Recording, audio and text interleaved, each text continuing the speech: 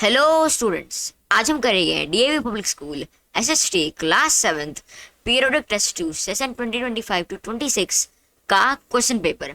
Now जिन बच्चों के अभी तक एसएसटी का यूटी 2 नहीं हुआ उनके लिए ये वीडियो काफ़ी इंपॉर्टेंट है, इसलिए बिना और कोई बात किए अब हम सॉल्व करते हैं इस पेपर को, starting with MCQs. Question 1, who was the founder of the chhola dynasty. ये काफ़ी सिंपल क्वेश्चन है, इसका आंसर है ऑप्शन बी, विजयालया। ठीक है, he was the founder of the chhola dynasty. फिर question number 2, what was the सभा इन द छोला एम्पायर। ना जो सभा थी, सभा यानी कि असेंबली, वो छोला एम्पायर में क्या थी? It was a village assembly of Brahmans. ठीक है, जो छोला एम्पायर के समय में सभा होती थी, असेंबली होती थी, it consisted of a village assembly of Brahmans. जो विलेजेस थी उस टाइम में उनके असेंबली थे, और जो वो विलेजेस थे उनमें मेजोरिटी ऑफ पीपल ब्राह्मण केस्ट के थे। ठीक है, ब्राह्मण थे majority of people in the villages, इसलिए जो सभा थी छोला एम्पायर के टाइम में वो थी विलेज असेंबली ऑफ ब्राह्मण्स। फिर question number 3, the main source of income for medieval Kings was. जो मिडिवल किंग्स थे उस टाइम में उनका मेन सोर्स ऑफ इनकम क्या था? Their main source of income was option है लैंड रेवेन्यू। जो लैंड रेवेन्यू था वो उनका मेजर सोर्स था, जिससे वो इनकम लेते थे ताकि वो अपने किंगडम्स को एडमिनिस्ट्रेट कर सके ना। जो ये बाकी सारे ऑप्शंस है, foreign trade, tax on salt, income from temples, इनसे भी उनको इनकम मिलती थी, लेकिन मेन सोर्स पूछ रखे हैं यहाँ पे। ये एक इंपॉर्टेंट पॉइंट को नोट करना है, यहाँ पे मेन सोर्स रखे हैं, इसलिए लैंड रेवेन्यू होगा आंसर। फिर next question 4, which of the following is not a component of the natural environment।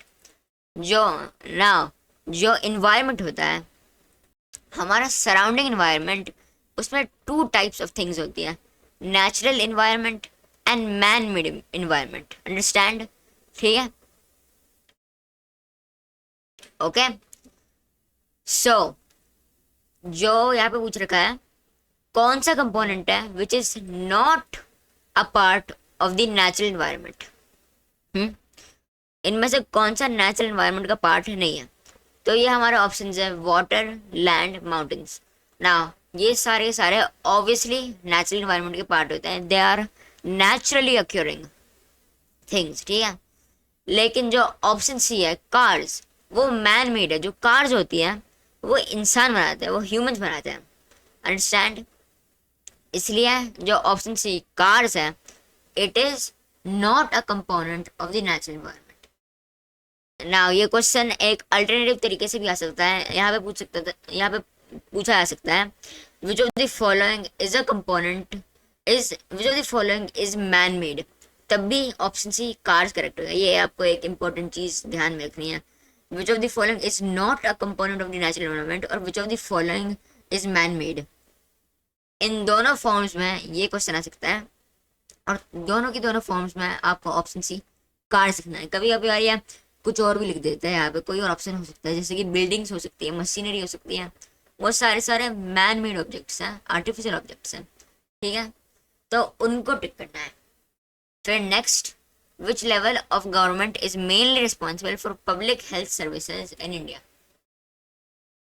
Now जो पब्लिक हेल्थ सर्विसेज है, वो बर्डन जो है उसको उस चीज को करना, पब्लिक हेल्थ सर्विसेज को इम्प्लीमेंट करना, it is the responsibility of the state government. So यहाँ पे option B state government correct होएगा।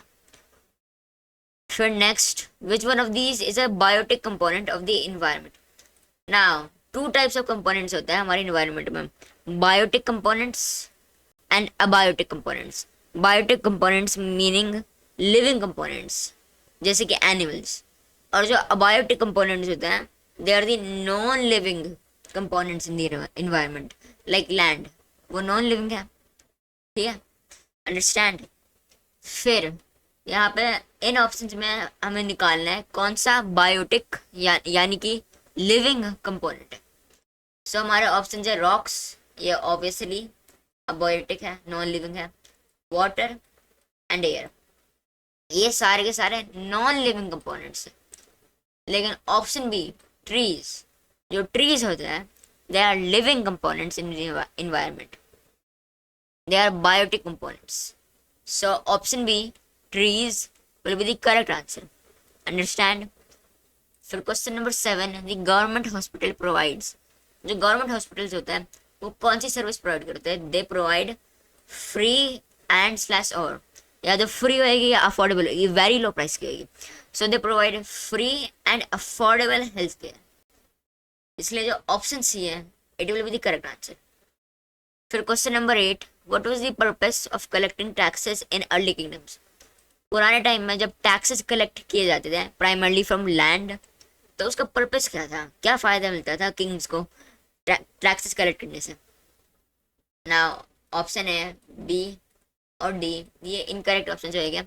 For entertainment of the king, for temple construction only, for farmer celebration, ये सारे इनकरेक्ट ऑप्शन है. ठीक है, लेकिन जो ऑप्शन सी है to finance wars administration and welfare, ये करेक्ट है.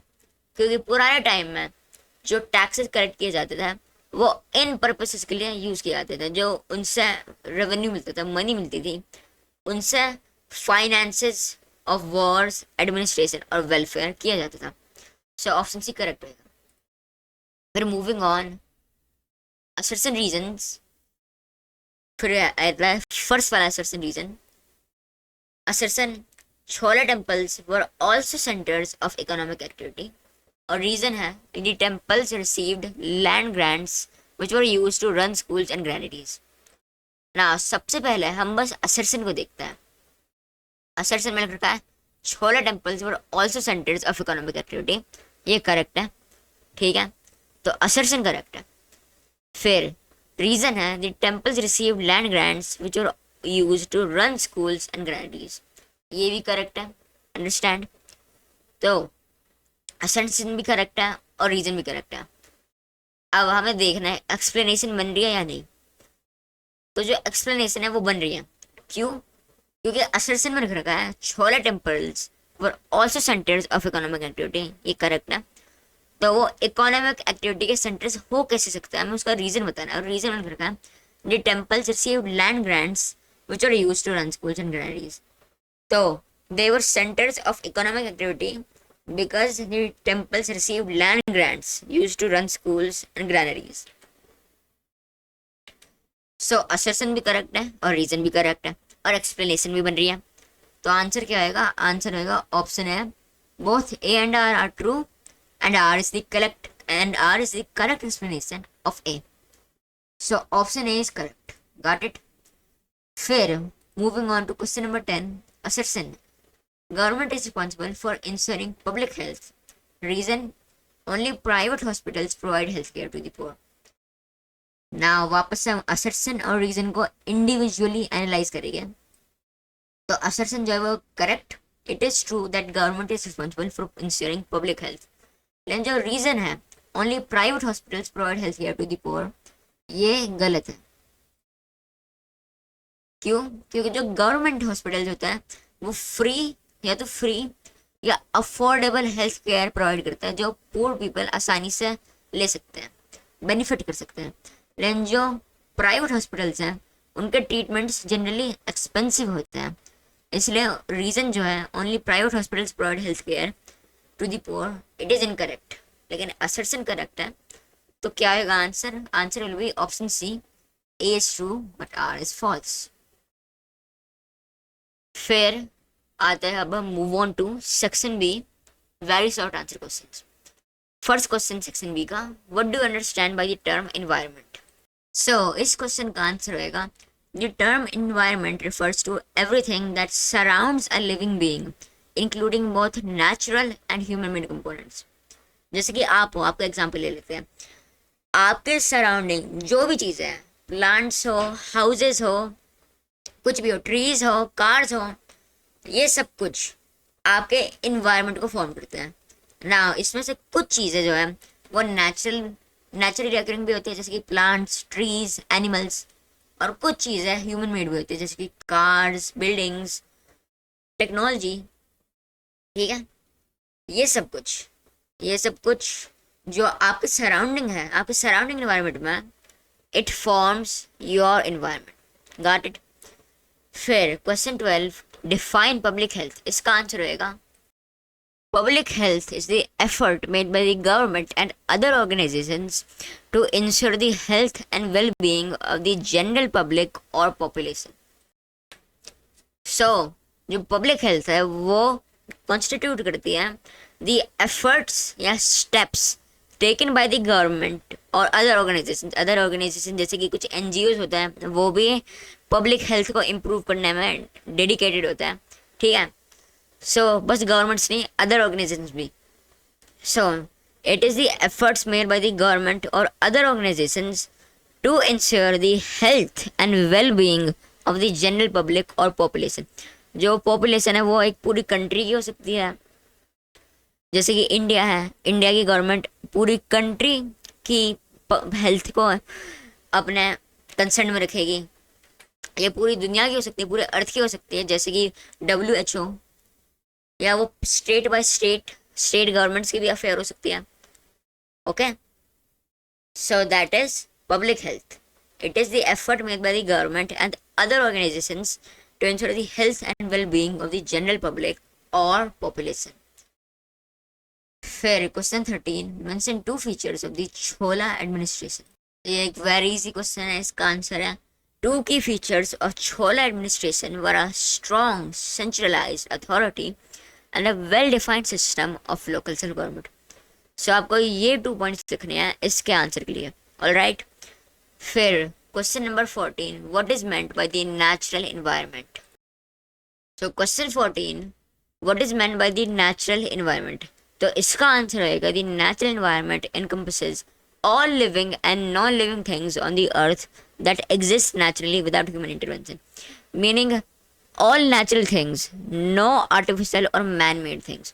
चाहे वो things है, natural things है, वो living हो या non-living, they need to be made naturally, they need to exist naturally। इसके examples हो सकते हैं animals, trees, plants, ये सारे living है जो natural environment में पाए जाते हैं।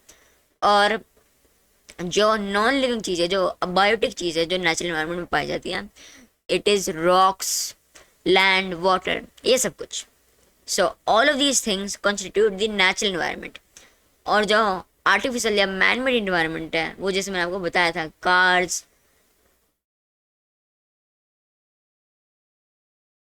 हाउसेस, फोन्स, पावर लाइंस, ये सब कुछ कॉन्स्टिट्यूट करता है, ठीक है।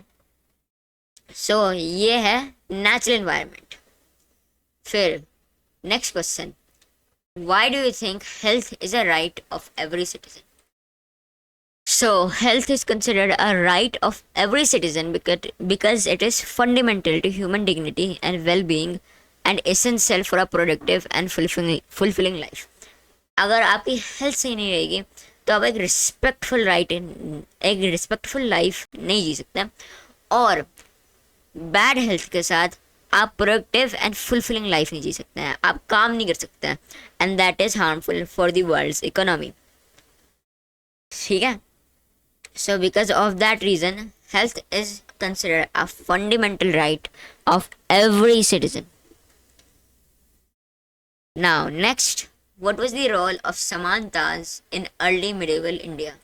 So इसका आंसर होएगा the primary role of Samantas was to provide military support during times of war and to maintain order within their territories। ये होएगा इस क्वेश्चन का answer. And with that the video ends। हम section C short answer questions को करेंगे next part में। Till then I hope you all enjoy the video and learn something new and best of luck for your exams। Bye।